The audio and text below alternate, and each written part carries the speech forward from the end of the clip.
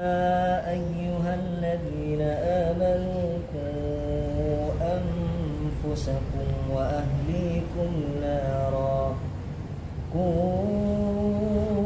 أنفسكم وأهليكم نارا وقودها الناس والحجارة عليها ملائكة غلاظ شداد لا يعصون الله ما أمرهم ويفعلون ما يؤمرون. Masya Allah, la haula wala quwata illa billah. Sini yuk semuanya sebelum bahas ini. Tujuan rumah tangga dunia dan akhirat. Handphone sejenak kita sesuaikan ya. Tujuan rumah tangga adalah apa? Dunia dan akhirat. Maka pernikahan kita bukan pernikahan dunia saja, tapi bertemu lagi dengan keluarga di keluarga surga. Maka kalau begitu, suami ibu adalah suami dunia juga akhirat. Amin. Malas sekali sih. Istri bapak adalah istri dunia juga apa? Akhirat. Dan anak-anak yang kita miliki saat ini sebenarnya adalah anak-anak dunia dan apa? Akhirat. Qurannya tidak dibuka, ditulis saja, nanti didiskusikan dengan keluarga. Surahnya 13 ayat 23 namanya Ar-Ra'd. Kita udah bahas. Ada surga namanya di surat itu Aden. Apa tadi? Aden. Surga Aden adalah buat pasangan suami istri yang soleh juga anak keturunannya. Dari ayat itu kita sadari bahwa keluarga kita akan bertemu kembali di hari kiamat, terkhusus di surga selama mereka semuanya adalah soleh. Quran surah 52 ayat 21 ditulis aja, namanya At-Tur. Di ayat itu akan ketemu dengan keturunan kita selama beriman. Selama apa tadi? Beriman. Berarti ada kewajiban orang tua membuat anak, istri dan keluarganya sama-sama ke surga dua. Pertama adalah beriman, kedua adalah apa? Soleh. Sebenarnya pertama adalah apa? Beriman, yang kedua adalah apa? Beramal. Jadi kalau begitu kita bisa nggak masuk surga bersama keluarga?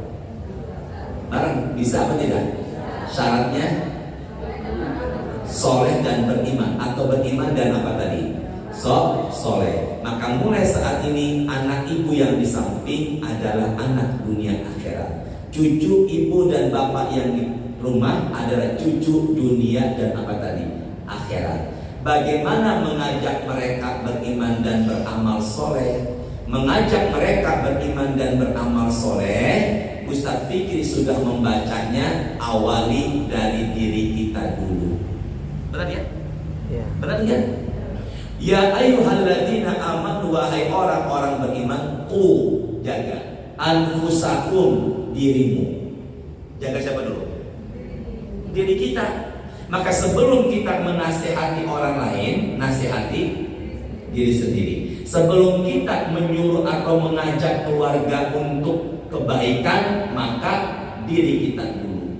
Maka kalau begitu, kabura maqtan indallahi an taqulu ma la taf'alun. Dosa besar orang yang bicara tapi tidak mengamalkan. Ulangi deh.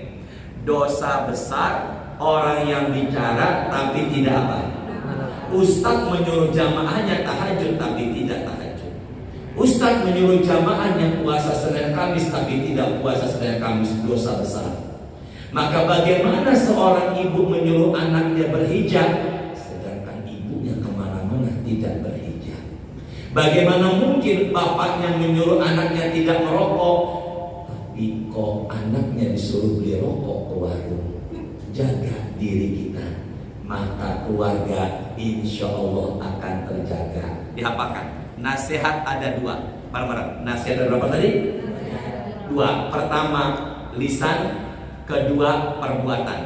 Pertama apa tadi?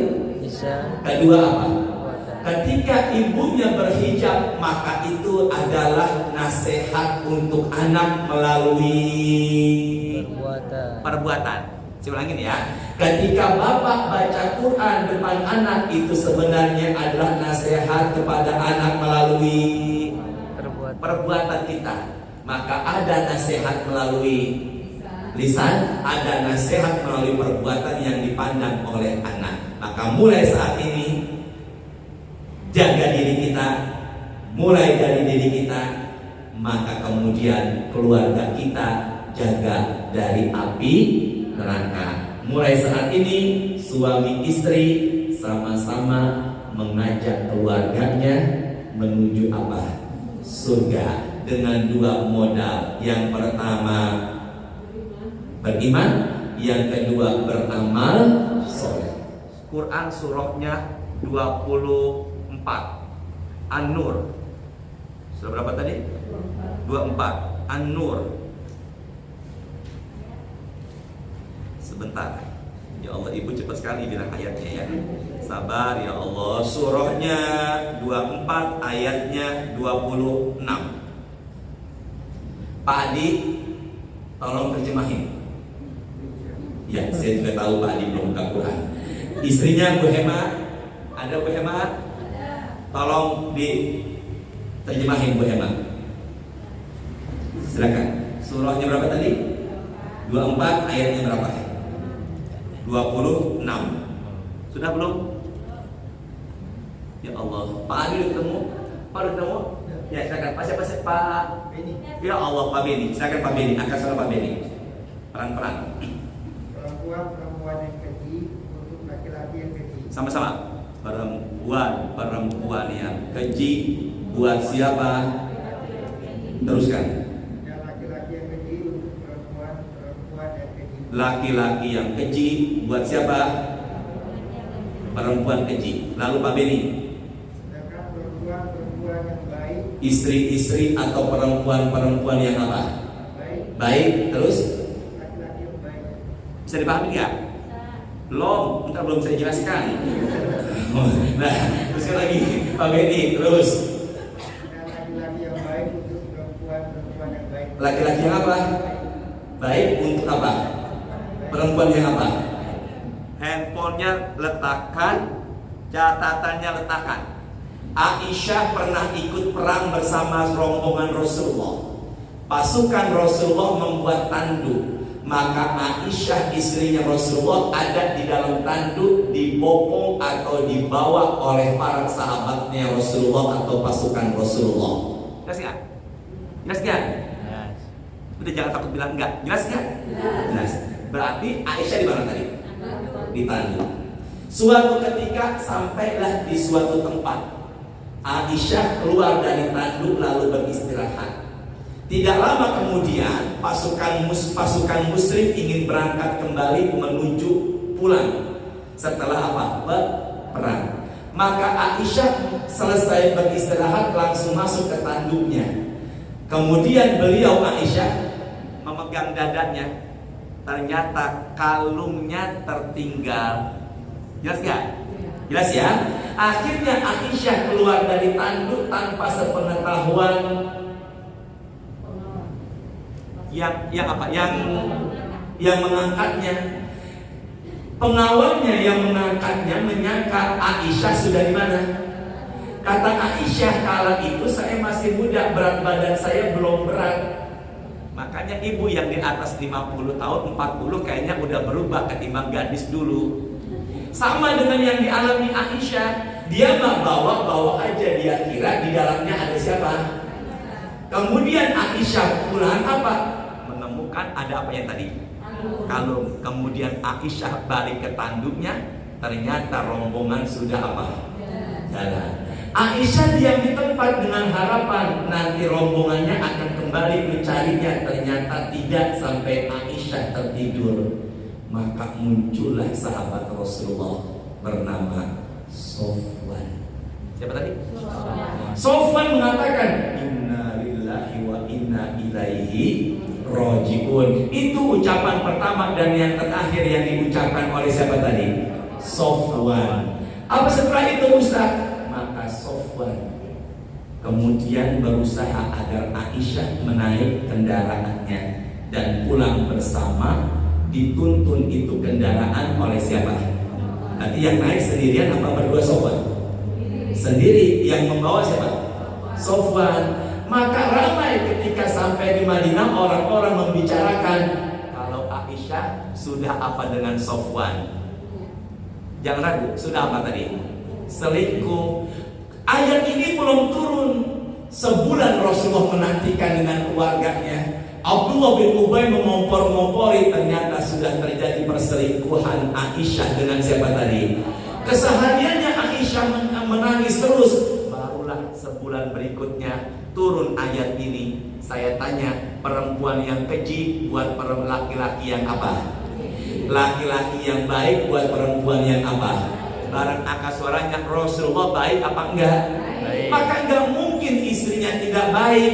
Maka dari situlah kemudian mereka semua menyadari bahwa tidak ada terjadi perselingkuhan antara Aisyah dengan Sofwan. Maka kalau pengen istri kita baik, Pak, kitanya harus apa dulu? Baik. Jangan ngegas biasanya ngomongnya. Kalau umpama suaminya pengen baik, kitanya harus apa dulu? Maka mulai saat ini jaga diri kita dulu. Maka insya Allah pasangan hidup kita, bahkan keluarga kita, semuanya akan menjadi apa? Baik. Mulai dari mana dulu? Diri kita. Surahnya 23. Ayatnya maaf, surah yang sama ayat 30. Masih Pak Beni, surah yang sama ayat berapa tadi? 30. Silakan Pak Beni. 31. Ya, 31. Silakan Pak Beni. Dan katakanlah kepada para perempuan yang beriman agar mereka menjaga pandangannya. Katakanlah kepada perempuan yang beriman, hendaklah mereka menjaga apa tadi? Pandangannya. Sini nih, ke saya yuk. Ghaddul basar. Apa namanya? Ghaddul basar. Jaga apa nih? Jaga apa nih? Allah nyuruh kepada laki perempuan. Perempuan. Jangan ragu dong, laki perempuan. Perempuan. Ulangi Pak Beni. Dan katakanlah kepada perempuan yang beriman agar mereka menjaga pandangannya. Katakanlah sama perempuan beriman agar mereka menjaga apa? Pandangan. Jadi kalau begitu Allah menyuruh kepada laki perempuan dulu. Perempuan. Disuruh apa perempuan? Jaga apa? Pandangan. Yuk sama-sama. Qala Rasulullah. Qala Ya Allah, Rasulullah. yang angkat suara semoga berangkat ya Allah ke tanah suci ya Allah bareng-bareng. Innal mar'ata Innal mar'ata tuqbalu tuqbalu fi surati syaitan. Fi surati Sesungguhnya syaitan. kalian wahai laki-laki ketika memandang matanya perempuan maka setan ada di matanya. Wa tudbalu fi surati syaitan. Apabila perempuan berbalik dari pandangan engkau wahai laki-laki, maka setan berubah pindah dari mata ke sini. Kemana nih? Jadi kalau begitu ini perempuan, ini laki-laki. Saya lagi, apa ini? Perempuan. Ini apa? Laki-laki. Matanya si perempuan dipandang setan ada di mana? Maka ketika perempuannya berbalik maka setan berubah dari mata kemana? Makanya berapa banyak laki-laki setelah perempuan berbalik badannya dari pandangannya, pandangannya bukan ke mata lagi, kemana? Jaga mata. Mata adalah senjata pertama setan mengganggu atau merusakkan atau membuat fitnah di antara kita. Tapi sebelum Allah menyuruh perempuan, yang sebelumnya siapa dulu yang disuruh? Yang 30. Yang 30. Pak Beni. Katakanlah kepada laki-laki beriman. Sebentar, pakai mikrofon. Tolong berikan mikrofonnya. Nah, ya Allah, semoga yang berikan mikrofon tambah rezekinya ya Allah, berangkat umroh haji ya Allah. Silakan ulangi Pak Beni yang atasnya.